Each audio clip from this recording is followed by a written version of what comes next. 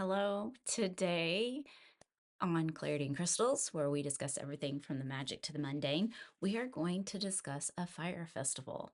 So, we're diving into the Wheel of the Year and we are going to discuss Imbolc. So, today is January 31st, tomorrow, February 1st, is the festival of Imbolc. And so, we are going to talk about what exactly it is, how we celebrate it, and ideas and stuff that you can do on your own if you want to celebrate. So I honestly forgot that I had this book on my shelf and it is called The Wheel of the Year. And when I was thinking about Imbolc and the festival, I, of course, grabbed this book and dove into the chapter on it. So it had some really cool information and some tips and ideas and things that you can do. So I wanted to share them with you. Um, to help you with the celebration of Imbolc. So exactly what is Imbolc? It is a Celtic fire festival that is halfway between the winter equinox and the spring equinox. So we celebrate the beginning of the season changing. So we're still middle of winter here in the northern hemisphere and it is cold.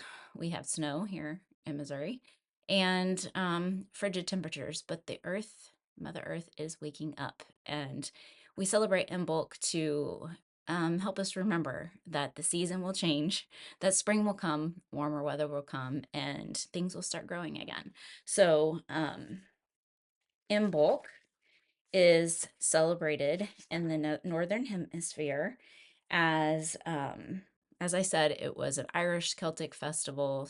The goddess that was celebrated during Imbolc was Brigid.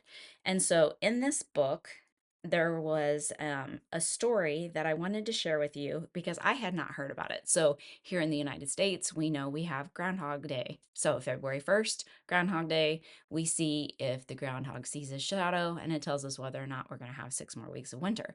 However, there is a story that Cailleach, which is the goddess of winter, would come out on the first, and see if she was able, if the weather was dry and she was able to gather sticks for her fire, and if she would come back in and know that she could have 6 more weeks of winter because she had fire to keep her warm. She had fuel for her fire.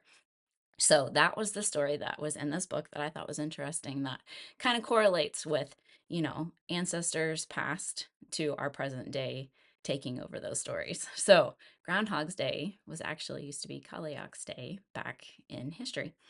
A couple other things that I wanted to point out that I mentioned, Brigid was the goddess of spring. She became a saint later on. And a way that you can honor her is to do a Bridget's cross. I don't know if you've ever seen the Bridget's cross, but you can look it up online, of course. But in this book, there was the weaving with the reeds. So this here, where am I at? This here is a Bridget's cross.